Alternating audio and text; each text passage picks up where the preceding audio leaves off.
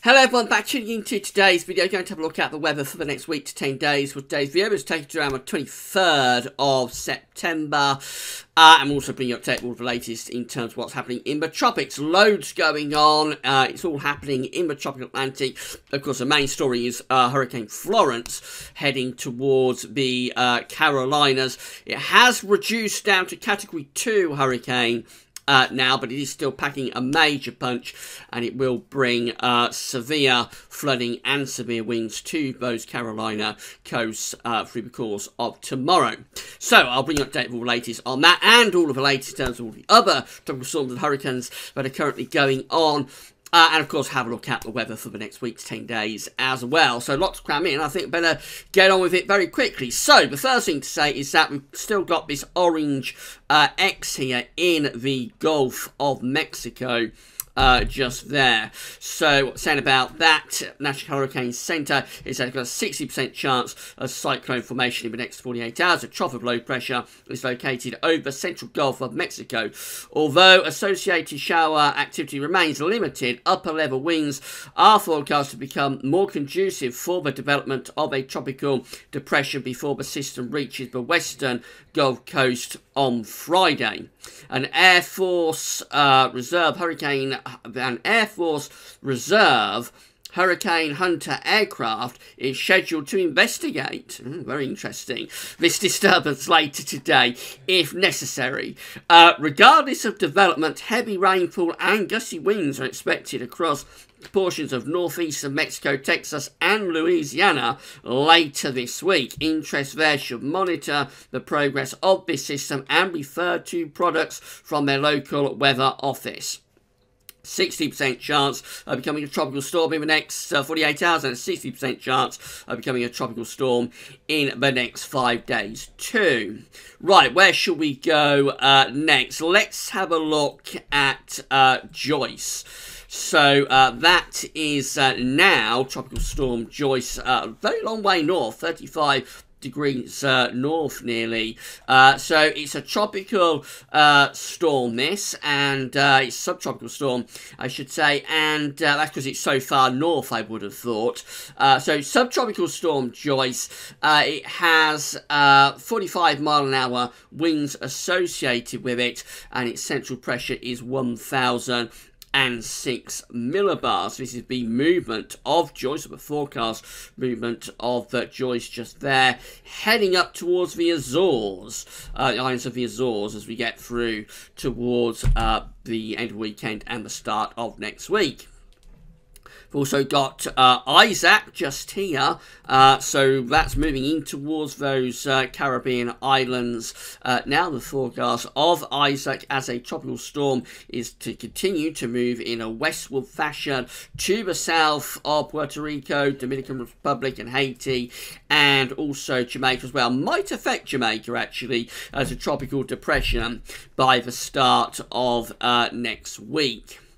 Right, where next? Helene. This is Hurricane Helene, just there, still out in the middle of the ocean. Been hearing a lot about Helene lately. Of course, this one is heading our way for the UK and Ireland. So the current position of Hurricane Helene just there, should be down to tropical storm later today. It's going to move northwards and then curve sort of northeastwards, heading up towards kind of like being to the west of Spain and Portugal by the early part of next week as a post-tropical storm, and then it heads up towards Ireland. There we go on Tuesday, 2 AM on Tuesday, forecast to be just to the south of the Republic of Ireland. That will bring a big increase in the temperature through the course of next week, early next week, across many parts of the UK. Could also bring gale or severe gale force winds and torrential rain as well. More about Helene later. And then finally we've got Florence here, very close now to that southeastern coast of the United States. That is at the moment Category 2 Hurricane Florence. So it has gone down from Category 4 to a Category 2. Still means that it's got maximum sustained winds of 110 miles an hour. Gusts will probably be up to 120, 125 miles an hour with a central pressure of 956 millibars. So Florence currently sitting just there off that Carolina coast. In the next sort of few hours, it's moving into the Carolinas, so going to make landfall somewhere, by the look of it, around the South or North Carolina border as a Category 1 or Category 2 hurricane, bringing copious amounts of rain, severe flooding, and very severe winds still as well. We get through to the weekend as a tropical storm then across South Carolina. By Sunday, still across South Carolina as a tropical depression, so obviously we'll be producing copious amounts of rain. And then it's starting to move sort of northwards by the look of it. So this is where it is on Monday, forecast to be on the North Carolina, I think that's Tennessee, the border of North Carolina and Tennessee, heading up towards Kentucky perhaps, and then heading in towards West Virginia and Ohio maybe by the early part of next week. So it looks like it's going to do something a little bit like that, moving that sort of fashion. So pushing northwards, then it'll be down to a subtropical depression. So it's all going on in the tropics at the moment. Very, very active period indeed for the 2018 hurricane season. It might have been a slow start to this season, but it really has ramped up over the past week or so. Centering temperature, I haven't shown you this in a little while, so I thought I'd just include this. CET for September 2018, currently standing provisionally at 15.0, an anomaly of just around half a degree above average. So we're not all that far from average, a little bit warmer than average for September so far. That will probably ease down a bit over the next few days. Got a couple of cold nights. It was a cold night last night, got another one coming up tonight, and generally temperatures up to Saturday don't look all that exciting. From Sunday onwards it starts to get warmer, but it'll be particularly early next week, but we'll see this lifting up potentially quite a bit, I would have thought, on Monday and on Tuesday in particular. So these are the 500 millibar high anomaly flowcharts from the Penn State University. We've got the ECMWF here on the top. The GFS, which we'll have a good look at in a moment, is on the bottom. 500 millibars, 85 meters area in the absolute high pressure and low pressure are being moved around by the jet stream running above. Red extrapolates high pressure, blue to low pressure. The ECMWF shows that we've got an area of below average heights there to the south of Greenland and over towards that Canadian part of the Atlantic. Also got a ridge of above average heights to our south and also to our east as well. Quite a bit of blocking beginning to show up over the North Pole, you'll notice. That's quite unusual for September to see that amount of high pressure up over the top of the pole. So it looks rather unsettled anyway. We're bringing the black lines, the coloured lines through the country like that to indicate if a jet stream is heading in across the country. Although it's not got a great deal of oomph about it, it looks like it is quite unsettled overall in the 7 to 10 day time frame. GFS is more unsettled actually. It does still have that blocking signal up over the North Pole. It has the above average heights to our south, but the main thing is the below average heights just to the northwest of Scotland. GFS definitely going more unsettled today, bringing quite a strong jet stream in and a big area of low pressure in the Atlantic as well. So that will bring wet and windy weather in the 7 to 10 day time frame. GFS ensemble is looking like this for Belfast. So first I'll show you the ensemble for Belfast, because it is quite dramatic. Probably impacted by the remains of Helene, of course. The red line here is the 30-year upper air temperature average for Helene. Starting off cooler than average through the rest of the week and into the weekend. Early next week, the temperatures are lifting up, becoming quite warm through the early to middle part of next week before maybe signs that the temperatures are lowering through the first week of September. But more dramatic than the temperatures is the rainfall. We do have people watching in both the North and the Republic of Ireland, and you could be in for quite a lot of wet weather over the next week, 10 days. Look at all these precipitation spikes. Now, if you're watching this in the east or the south of England, bear in mind this will not be representative of the weather you'll be getting in the next week to 10 days. You'll get nowhere near that much rain, but for Ireland, both Northern Ireland and the Republic. It does look as though a very wet period of weather starting with the remains of Helene is on the way, and that very wet weather could see us out actually through to the end of September. Temperature anomalies are lifting up a little bit. This is taking us from the 13th to the 21st of September, coming out warmer than average in most parts of the UK, precipitation-wise. So you can see very clearly this northwest-southeast split. Scotland, Northern Ireland and the Irish Republic coming out generally wetter than average, except across the east of Scotland, where it is still a bit drier than average there. But very wet scene potentially in the north and the west, whereas England and Wales still coming out substantially drier than average, and particularly so in the southeastern part of the country. Very dry conditions in the southeast, so a really dramatic northwest-southeast split.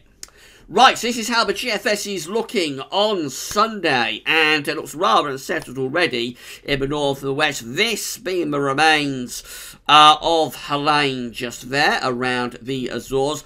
If you're wondering what's happening with Joyce, I think Helene and Joyce are kind of like going to get caught up and become the same system, if you like. So there will be some elements of Joyce within this as well, this area of low pressure. Let's go through to Monday, and we find that that's got a ridge building in the south, so a fairly warm and dry start to next week. But this big area of low pressure looks a bit ominous. That starts to swing up towards us from Monday to Tuesday. So this is 6 o'clock in the morning on Tuesday.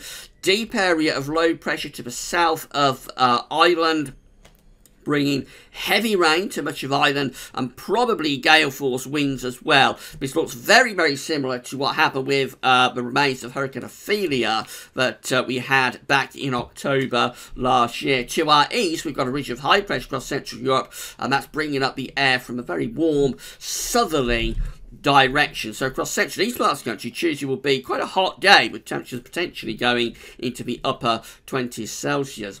That is midday on Tuesday. The remains of Helene sitting across the west of Ireland. Then severe gales to severe gales running up the Irish Sea. So very windy in the west. In the east, it will be a bit breezy. The main thing for the east will be a lot of dry and very warm, or perhaps even locally hot conditions. To the west, though, it does look very windy and potentially with torrential rain too. The low pressure that contains remains of Helene is off west coast of Scotland on 6 o'clock in the evening on Tuesday, bringing gale force winds or severe gales to the north and west. There's the upper air temperatures that we've got moving northwards on Tuesday. It will be a very warm, very humid day indeed, especially across eastern parts of the country. By the end of Tuesday, we begin to start to bring cooler air in from off the Atlantic Ocean.